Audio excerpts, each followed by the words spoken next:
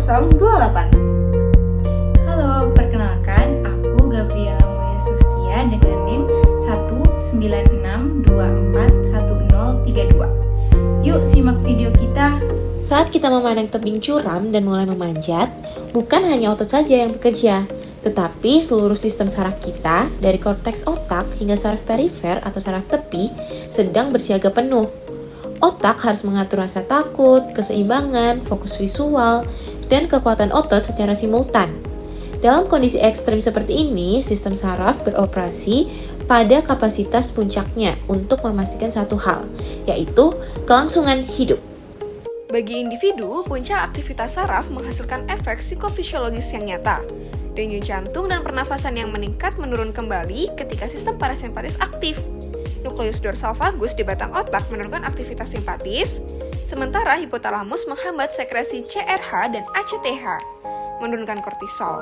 Akibatnya muncul sensasi lega, tenang, dan puas, yaitu kombinasi efek endorfin dan dopamin. Respon ini disebut neuroadaptasi homeostatik. Otak belajar kapan harus meningkatkan eksitasi dan kapan menekan stres. Dengan demikian, pendaki berpengalaman cenderung lebih tenang karena sistem saraf mereka telah terlatih menghadapi situasi stres tinggi. Selama panjat tebing, sistem saraf pusat berfungsi sebagai pusat integrasi seluruh aktivitas tubuh. Pertama, prefrontal cortex menangani perencanaan motorik, pengambilan keputusan, dan penilaian risiko. Lalu kedua, ada amigdala, memproses rasa takut, mengaktifkan sistem fight or flight saat menghadapi ketinggian. Ketiga, ada hipotalamus, mengaktifkan sistem saraf simpatis melalui hypothalamus spinal pathway ke medulla spinalis, menyebabkan peningkatan denyut jantung dan tekanan darah. Kemudian keempat, ada cerebellum, yaitu mengatur koordinasi motorik, propriosepsi, dan keseimbangan agar setiap gerakan tepat dan efisien. Lalu yang terakhir ada batang otak, khususnya medulla oblongata, mengatur pusat respirasi dan fossa motor agar tubuh dapat mempertahankan oksigenasi optimal meski nafas meningkat cepat. Dalam konteks travel medicine, terutama di ketinggian, sistem ini juga menyesuaikan dengan kadar oksigen rendah. Otak memerintahkan peningkatan ventilasi atau hiperventilasi refleks, menjaga perfusi, dan menyesuaikan viskositas darah agar pasokan oksigen ke neuron tetap stabil. Pada tingkat jaringan, sistem saraf bekerja sebagai jaringan komunikasi multidimensi. Selama aktivitas ekstrim, jalur kortikospinal membawa sinyal motorik dari korteks ke otot ekstremitas untuk kontrol halus dan cepat. Jalur vestibulospinal mempertahankan postur tubuh untuk melawan gravitasi, sedangkan spinocerebellar tract menyampaikan informasi proprioseptif dari otot ke cerebellum agar otak tahu posisi tubuh setiap saat. Glia, khususnya astrosit dan oligodendrosit, meningkatkan suplai energi ke neuron aktif. Astrosit menyerap glukosa dari pembuluh darah dan mengubahnya menjadi laktat, yang digunakan neuron sebagai bahan bakar cepat. Oligodendrosit memastikan impuls berjalan cepat melalui myelinisasi akson.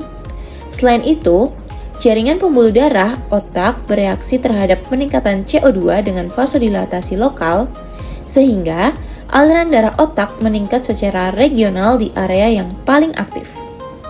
Aktivitas saraf ekstrim dimulai dari neuron tunggal. Saat pendaki bergerak, neuron motorik di korteks dan medulla spinalis menembakkan potensial aksi hingga 500 kali per detik. Proses ini diawali oleh depolarisasi cepat akibat masuknya ion natrium, diikuti repolarisasi oleh keluarnya ion kalium. Di terminal akson, peningkatan ion kalsium memicu pelepasan vesikular neurotransmitter seperti asetilkolin ke sinaps neuromuskular, memicu kontraksi otot. Dalam sistem saraf pusat, neurotransmitter lain seperti glutamat dan GABA bekerja saling berlawanan. Glutamat mengaktifasi eksitasi neuron motorik, sementara GABA menghambat aktivitas berlebihan, menjaga keseimbangan eksitasi inhibisi agar tidak terjadi spasme otot. Ketika stres meningkat, neuron noradrenergic di locus coeruleus menjadi hiperaktif, meningkatkan kewaspadaan dan fokus melalui peningkatan norepinefrin. Pada tingkat molekuler, aktivitas ekstrim menyebabkan aktivasi simultan sistem neurotransmitter. Dopamin di mesolimbic pathway menciptakan rasa puas dan motivasi setelah keberhasilan. Norepinefrin mengikat reseptor beta-adrenergic, meningkatkan sinyal CAMP, dan mempercepat konduksi sinaps.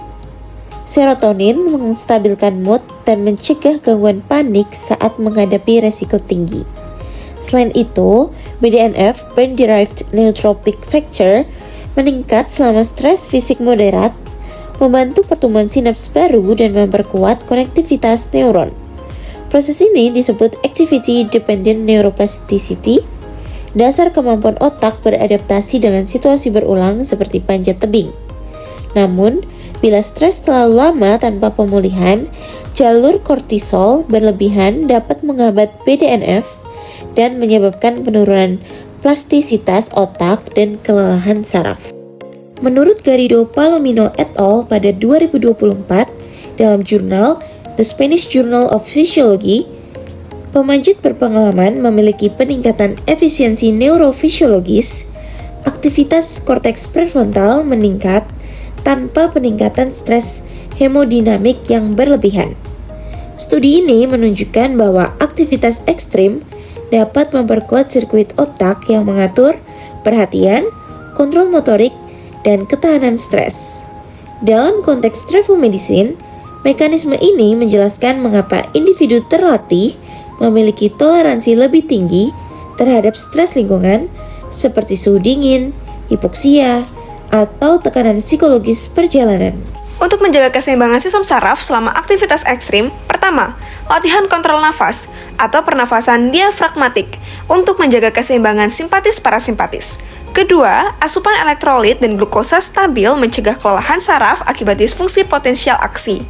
Ketiga, tidur restoratif dan recovery aktif meningkatkan kadar BDNF dan mengembalikan homeostatis saraf. Terakhir, latihan mindfulness dan visualisasi melatih jalur prefrontal limbik untuk mengontrol respons stres. Sistem saraf kita luar biasa, mengubah stres ekstrim menjadi sarana adaptasi. Dari sinaps kecil hingga jaringan otak yang luas. Semuanya berkolaborasi agar manusia dapat menaklukkan ketinggian bukan hanya secara fisik, tetapi juga secara mental.